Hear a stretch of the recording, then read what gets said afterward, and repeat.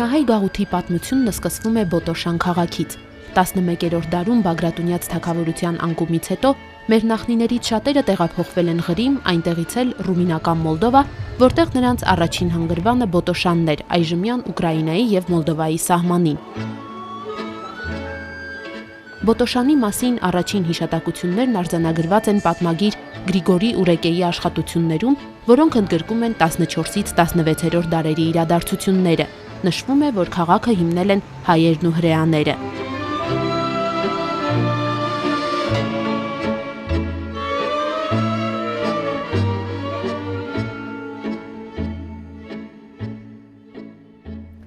Ռումինահայերի պատմությունը ներկայացնող մասնագետները նշում են, որ ամենահարուստ հայերը Բոտոշանում են ապրել։ Նրանք ունեցել են տարբեր գործարաններ, բազմաթիվ խանութներ, այստեղ քաղաքի հենց կենտրոնում հայկական թաղամասն է եղել, սակայն այս ամենը 17-ից 19-րդ դարերում։ Այսօր Բոտոշանում 40 հայ է ապրում, նրանք բոլորը ռումինախոս են։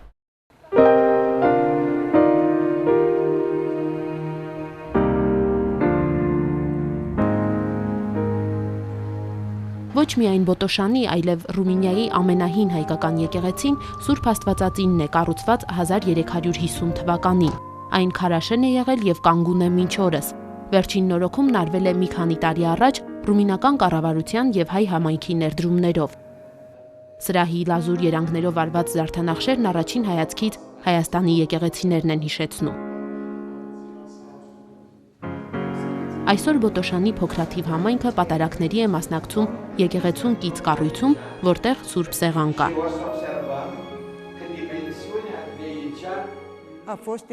Պատկերացրեք, հայերեն չգիտեմ, բայց ամբողջությամբ հասկանում եմ պատարակը։ Այն ամենաթանկ բանն է ինձ համար։ Երազանքս է լինել Հայաստանում, տեսնել Էջմիածինն ու Մատենադարանը։ Ես գրադարանավար եմ, Մատենադարանն ինձ շատ է հետաքրքրում։ Իմ ընտանիքը հայ է, մեզ Արիտոնովիչ են կոչում։ Տատիկս ու պապիկս հայերեն էին խոսում եւ միշտ կապված էին եկեղեցու հետ։ 2 տարի առաջ զավակս Արիտուն ծրագրով գնաց Հայաստան, հրապուրվեց հայկական մշակույթով եւ եկեղեցով։ Վերադարձին սկսեց օգնել Տեր Գրիգորին։ Հետո մենք միասին որոշեցինք, որ նա Էջմիածնի ճեմարան դիմի։ Որոշումը մերն էր, կամքը Աստծունը։ Իմ տղան այսօր Բոտոշանի դեսպանն է մայրաթոռում, իսկ վաղը Ռումինիայում հայ եկեղեցական կյանքը շարունակողներից մեկը։ Բոտոշանում սպասավորում է Տեր Գրիգորը։ Նա ցույց է տալիս Սուրբ Աստվածածին եկեղեցու ոսկեպած սկիհը եւ 200-ամյա հնությամբ ձեռագործ ծածկոցը արծաթե գործվածքով։ Բոտոշանի հայ համայնքի փոքրաթիվ անդամները նախանձախնդիր են հայկականը պահելու հարցում։ Ֆլորինեգները երկար տարիներ ղեկավարել է Բոտոշանը։ Նախկին քաղաքապետն ասում է, որ հայկական սրբությունների նկատմամբ ակնածանքը պապիկից է ժառանգել։ Ամբողջ կյանքում ուսումնասիրել եմ ռումինահայ համայնքի պատմությունը։ Ափսոսում եմ, որ հայերեն չեմ գրում, բայց ուրախ եմ, որ գոնե փոքրիկ ներդրում ունեմ այդ պատմության արձանագրության գործում։ Բոտոշանի հայերն իսկապես նշանակալի ազդեցություն են ունեցել այս եւ հարևան քաղաքների կյանքում։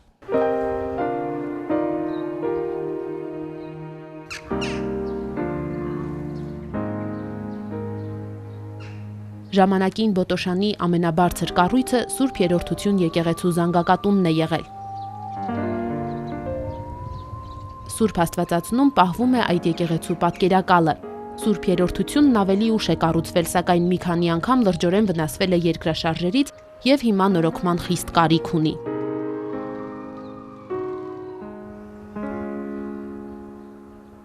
Բադմություն մգա 1956 եւ հանկուցյալ վեապարը եկավ Բոտոշան Մարտմը բարձրացավ Զանգագադան եւ հերոյեն 5-6 կիլոմետր հերոյեն Գերևնար գայարանը եւ մարտը դեսավ որ քնածքը մտավ Բոտոշանին մեջ սկսավ զանգակները քաշել այն ադեն բոլոր ռումանական եկեղեցիները սկսան զանգակները քաշել եւ բոլոր ռումանացիները գսեին եկավ մեր բադրիարքը որովհետև համայնավար ռեժիմին մեջ ռումանացիները գճանչնային երկու բադրիարք մեկը Յուստինան Մարինա ռումեն օրթոդոքս բադրիարքը եւ երկրորդը մեր Վասկեն Վեապարին Բադրիարքը, որ ինքը ծնավ եւ ապրեցավ հոս Ռումանիային մեջ։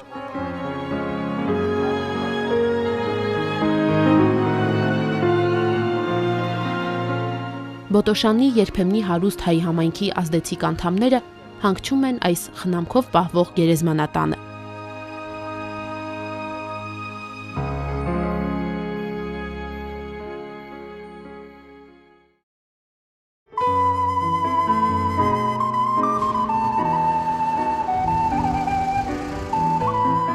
Երկու շաբաթը մեկ Տեր Գրիգորն այցելում է նաև Յաշի հայկական եկեղեցի։ Սուրբ Աստվածածինը կառուցվել է 1395 թվականին, նորոգվել է 4 տարի առաջ համայնքի ջանքերով։ Գարձիկներ կան, որ մյուս եկեղեցի, որ կողը գտնվի Սուրբ Սավա, ռոմանական եկեղեցի, առաջ գարձիկներ կա, որ հայկական եկեղեցի է։ Եվ 10-րդ կամ 14-րդ տաղուն իշխանը վերցրեց մեր եկեղեցի եւ մեզի հող մտավ, որ մենք շինեցինք այս եկեղեցի, որ դուք գտեսնեք այսօր գոնե։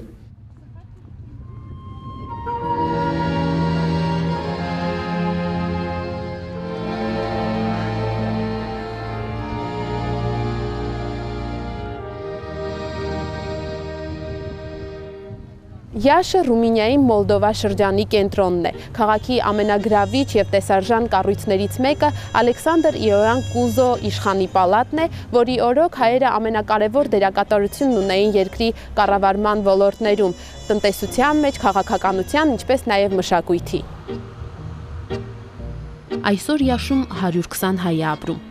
Ներկա հայ համայնքը նույնպես մեծ հարգանք ունի, ինչպես նախորդները։ 2 պրոֆեսոր, ճանաչված բժիշկներ, իրավաբաններ ու ժողովրդական արվեստի վարպետներ։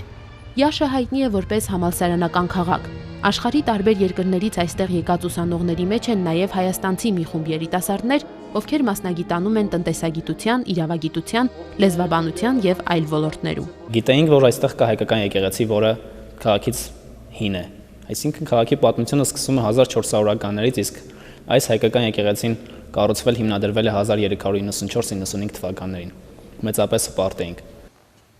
Շատ հաճախ գալիս ենք հայկական եկեղեցի, այստեղ զգում ենք հայկական շունչ, մեզ ինչ-որ չափով զգում ենք Հայաստանում, մեր հայրենիքի կարոտը ինչ-որ չափով առնում ենք այստեղ հայկական եկեղեցում։ Արդեն երկրորդ տարին մասնակցում ենք համահայկական ասենց ասած ժողովների, որտեղ հիմնական հայկական երիտասարդությունը Ռումինիայի բոլոր քաղաքներից համախմբվում է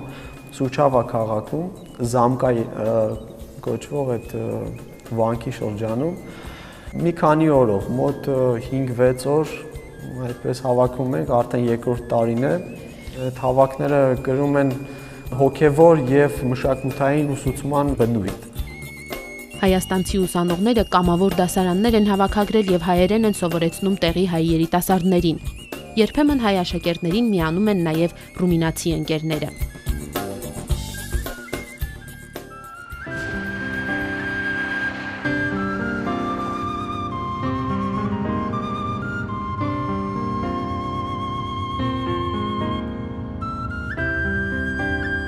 Ռոման քաղաքում հայ կյանքն ավելի պասիվ է։ Կանգուն է հայկական եկեղեցին, որը կառուցվել է հայազգի մեծ բարերար Հակոբշայի միջոցներով 1609 թվականին։ Զանգակատան պատերի մեջ պահպանվել են եկեղեցին կառուցողների եւ բարերարների մասին հիշատակություններ։ 1910 թվականին Ռոմանի քաղաքապետարանը ամենաբարձր կառույցի հայկական եկեղեցու զանգակատան պատին է տեղադրել քաղաքի գլխավոր ժամացույցը։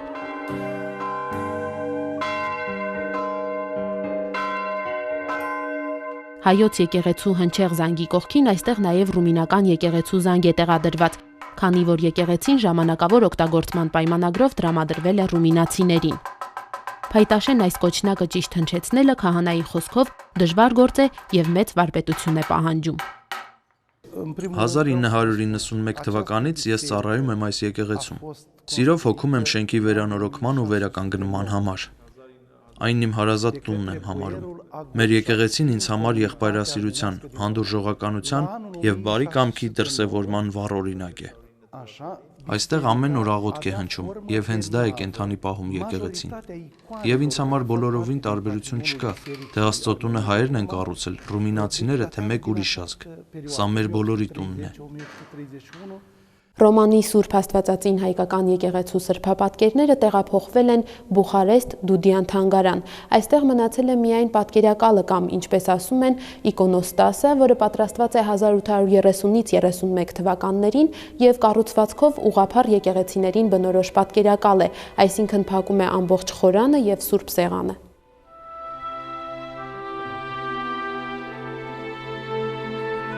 Պատկերակալում Հիսուսի երկրային կյանքի դրվագներն են։ Ավագ խորանի կենտրոնական սրբապատկերն առանձին ամփովանի ունի ոսկեփայտ քանդակներով։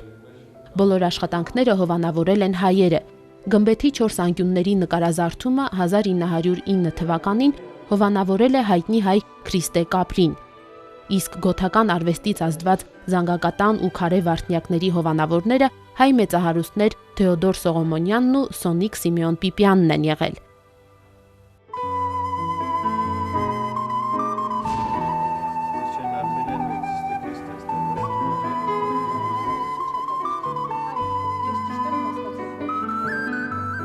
Ես ռումանախայ եմ եւ Բաքով Գաբրիմ։ Գեներեք, հայրեն չեմ գիտեր խոսիմ, բայց գսորվիմ եւ մի քիչ մը գխասկնար։ Գխոսիմ անգլերեն, ֆրանսերեն, իտալերեն եւ ռումաներեն, բայց հայրեն գսորվիմ։ Մխիթար Սեթոն իմ մեծ հոր եղբայրն է։ Սա նրա անձնագիրն է։ Միակ փաստաթուղթն է գրավոր, որը ապացուցում է մեր հայկական ծագումը։ Բոգդան Սեթոյի նախնիները Բիթլիսից են։ Աբդուլ Համիդի ջարդերից փրկվել են միայն Պապն ու նրա եղբայրը։ 1896 թվականին հասել են Ռումինիա եւ հիմնավորվել այստեղ։ Փոքրիկ Թրգոկնա քաղաքում ընդամենը 20 հայ է ապրում։ Բոգդան Սեթոն եւ Տիկին Լարիսան Թրգոկնա քաղաքի հայկական եկեղեցու ծխական խորհրդի ամենաակտիվ անդամներն են։ Արդեն 1.5 տարի է մասնակցում են նաև թեմական խորհրդի նիստերին։ Ժամանակին այստեղ հայկական մեծ համայնք կար։ Իմ մանկության տարիներին գրեթե ամբողջ օրը եկեղեցու այգում էինք անցկացնում։ Քահանան մեզ պատմում էր հայերի ու նրանց անցած ճանապարհի մասին, սովորեցնում հայ եկեղեցու ծեսերը։ Հիմա էլ ամեն օր եկեղեցի եմ գալիս, բայց արդեն չկա մանկությունս։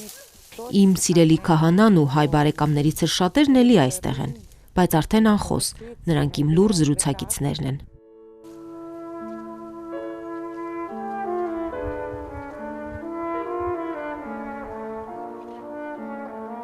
Թրգոկնայի առաջին հայկական եկեղեցին Փայտաշեն է եղել։ Հետագայում նրա տեղը կառուցվել է Քարակերտ Սուրբ Աստվածածինը, որ նոթվել է 1825 թվականին։ Այսօր եկեղեցու վիճակը մասնագետները գնահատում են խիստ վթարային։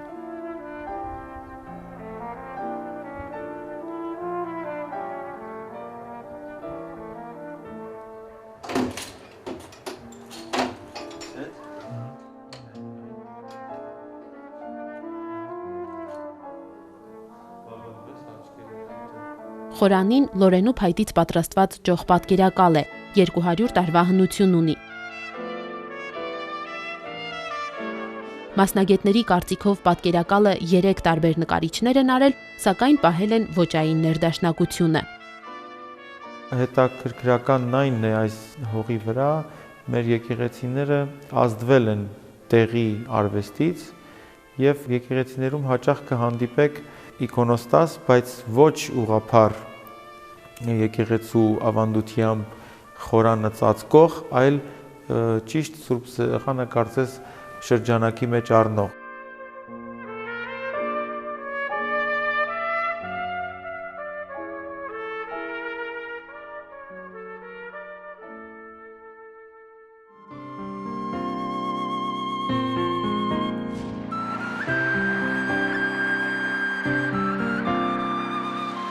Թրգոկնայից Բուխարեստ ճանապարհին Ֆոքշան քաղաքն է։ Ժամանակին այն Մոլդովայի եւ Վալախիայի սահմանն է եղել։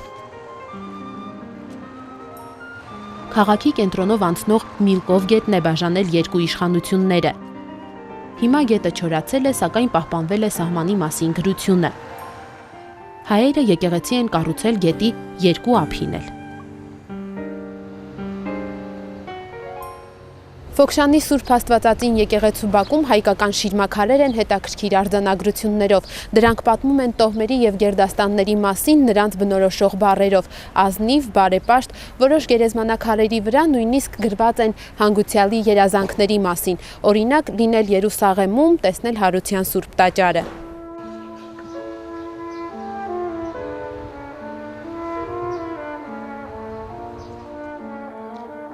Եկեղեցին կառուցվել է 1780 թվականին Ֆոքշանի մոլդովական հատվածում։ Ֆոքշանում սպասավորող քահանան ցավով է նշում, որ քաղաքում այսօր հայկական ծագումով ամենաշատը 10 ընտանիք է մնացել։ Հայերեն խոսում են 5 հոգի, այն էլ մեծահասակներ։ Սուրբ Ծննդյան եւ Հարության տոնական պատարակները Տեր Ավետիսը հայկական գերեզմանատան մատուռում է մատուցում։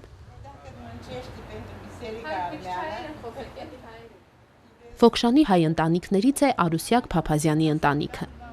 Ես ամենադերս եմ հայ եմ եւ ընտանիքս հայ գսկա։ Երջանիկ եմ, որ ամուսինս ռոմանացի լան է հայ գսկագոր։ Ասե յանքը խոս։ Պետք է շատ քիչ ենք, բայց մարդը հայերը շատ լավ են եւ ընտանիքի պես գաբրին։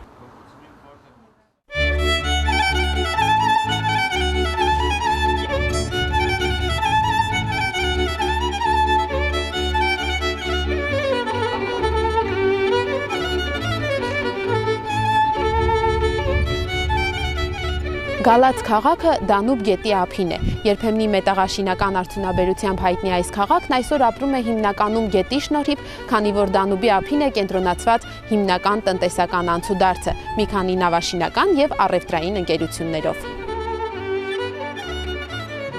Գալաց քաղաքում է տեղակայվել Վատիկանի առաջին ներկայացուցչությունը Արևելյան Եվրոպայում։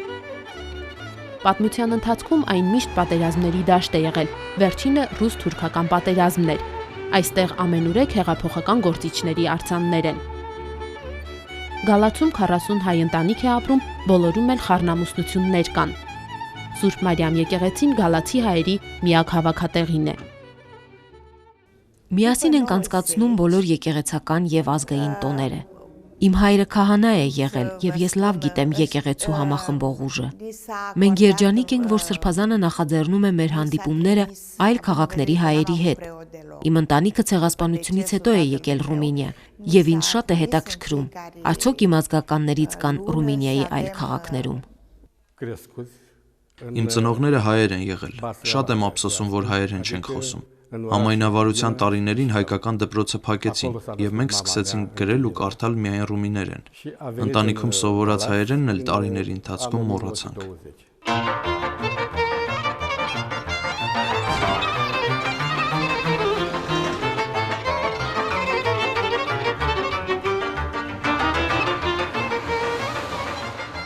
Գալացից մի քանի կիլոմետր հեռավորության վրա է գտնվում Բրեյլան։ Փոքրիկ այս քաղաքի բնակիչները հպարտանում են իրենց պատմությամբ ու մշակույթով։ Օպերային թատրոն ունեն գեղեցիկ հուշարձաններ։ Սա հայազգի բժշկուհի պրոֆեսոր Անա Ասլանի արձանն է։ Մի փոքր հեռու հայոց եկեղեցին Սուրբ Մարիամը։ Շինության ճակատն ազդեցիկ տեսք ունի։ Զանգակատունը իտալական ոճով է կառուցված։ Մեր քաղաքից շատերը հեռացան վերջին 20 տարում, այդ թվում եւ հայերը, հաստատվեցին Եվրոպայի տարբեր քաղաքներում, Ամերիկայում։ Հիմա քիչ ենք մնացել, հայ երեխաներ համարյա չկան, միայն եկեղեցի գալով ենք մեզ հայ զգում։ Իմ ռայլագա, Շանհայ, ես մնագը գխոսիմ հայերեն, ես մնամ։ Իմին մեզ մայրիգը, մեզ հայրիգը, Անատոլիա եկավ խոս, մայրիգս խոս դնվեցավ, եղբայրը մայրիգիս Կոնստանտինոպոլ դնվեցավ, վերջի խոս եկավ, ես ասե եկեղեցին գուկամ, եկեղեցի իմին դունս է, խոս իմին դունս է, որովհետև ես գմտնաջեմ կի հայ եմ։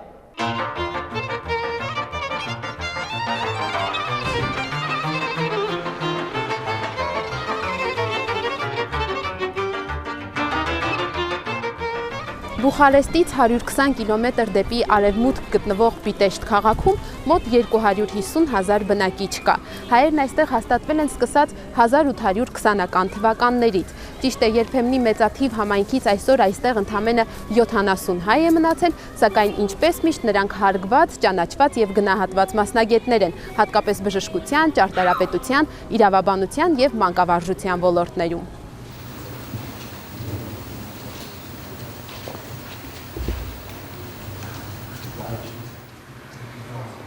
Արաքսին քաղաքի գլխավոր թատրոնի փաստաբանն է, հայախոս է։ Համոզված է, որ լեզուն եւ հավատը ընտանիքն է պահում։ Ամուսինը ռումինացի է, երեխաները ռումինական դպրոցում են սովորում, սակայն տանն ինքն ու մայրը երեխաների հետ հայերեն են խոսում եւ դա օգնում է կենթանի պահել լեզուն։ Արաքսին նաեւ եկեղեցու ծխական խորհրդի անդամ է։ Անկարելի է, որ եկեղեցին խրանաս, եթե հայ ես եւ հայերեն կսկաս, պետքություն ունիս եւ կուզես, որ օրը մոդը լաս եկեղեցին եւ ամենա երջանիկն ես, եթե գխաչողիս եկեղեցին համար լավ բան մանես։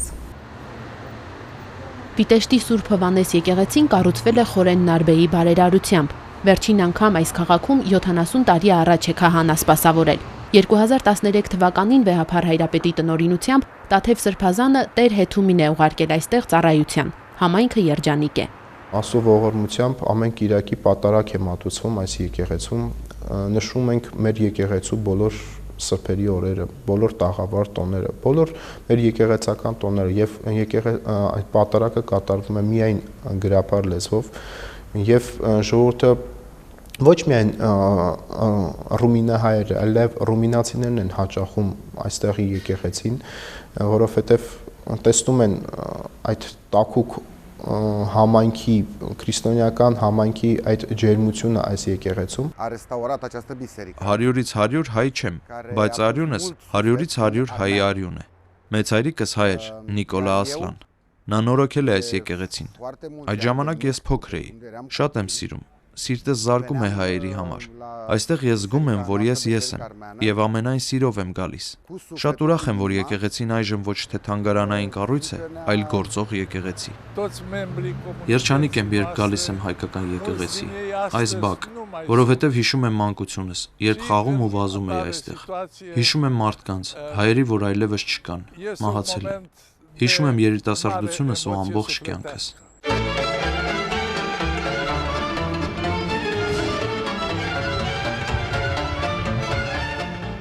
Ռումինիայի երրորդ քաղաքն իր մեծությամբ եւ բնակչության թվով Կոնստանցիան է։ Սև ծովի ափին գտնվող հնամենի այս քաղաքը հիմնել են հույն ծովագնացները մեր թվարկությունից առաջ 6-րդ դարում։ Նրանք քաղաքին տվել են Տոմիս անվանումը ի հիշատակություն Մեդեայի եղբոր սպանության մասին լեգենդի։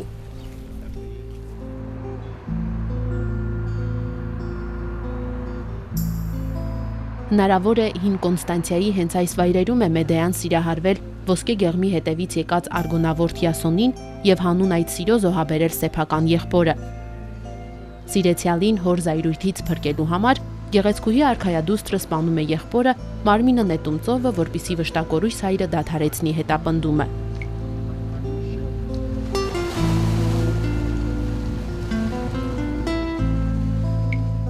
Կոնստանցիան Ռումինիայի ամենամեծ նավահանգիստն է։ Որպես առևտրային խոշոր հանգույց, այս քաղաքի դերը պետության կյանքում անգնահատելի է։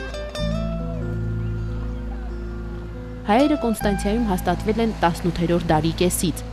Նրանք փոքրիկ մատուռ են ունեցել, որն այրվել է եւ տարածք են գնել Սև ծովի ափին կրկին եկեղեցի ու դպրոց կառուցելու համար։ Փայտաշեն նոր եկեղեցին նույնպես այրվում է եւ համայնքը որոշում է դպրոց ազգային վարժարանի դահլիճը տրամադրել եկեղեցական արարողությունների համար։ 1990 թվականին դպրոցի շենքին կից կառուցվում է զանգակատուն եւ մինչ օրս այն գործում է որպես հայոց եկեղեցի։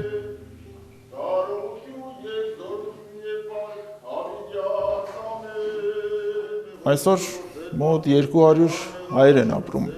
Կոնստանցիայում, բայց եթե համեմատենք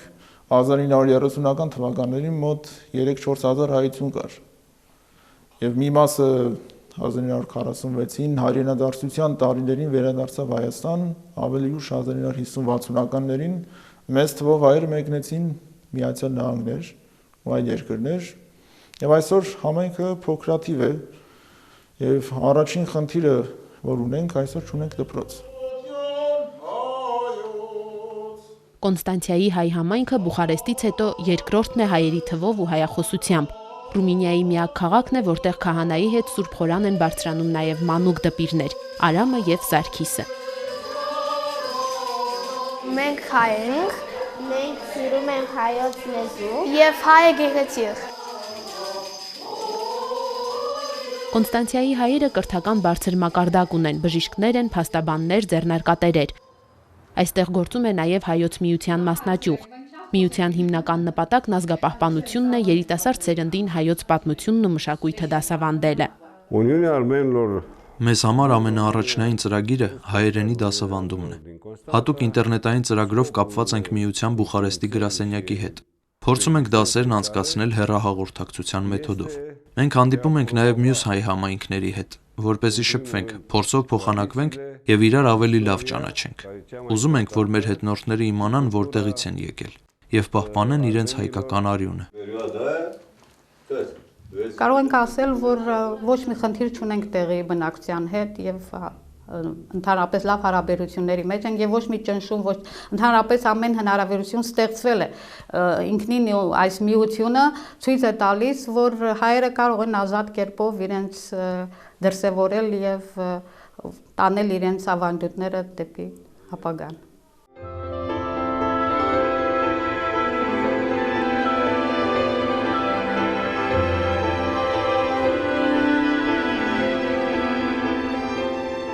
Ռումինահայ երբեմնի մեծ գաղութն այլևս պատմություն է։ Այսօր այստեղ մոտ 5000 հայ է ապրում։ Նույնիսկ կատակում են ասելով, թե կան քաղաքներ, որտեղ ամեն հայ ընտանիքի մեկ եկեղեցի է հասնում։ Սակայն կարևոր է, որ ամենափոքրականակ ծխերն անգամ գիտակցում են իրենց ազգային ինքնությունը, փաստելով, որ եկեղեցին է հայ կյանքի երաշխավորը։ Այստեղ գնահատում են պապերի թողած ժառանգության մի փոքրիկ քարն անգամ, աչքի լույսի պես պահում այն եւ փոխանցում գալիք սերունդներին։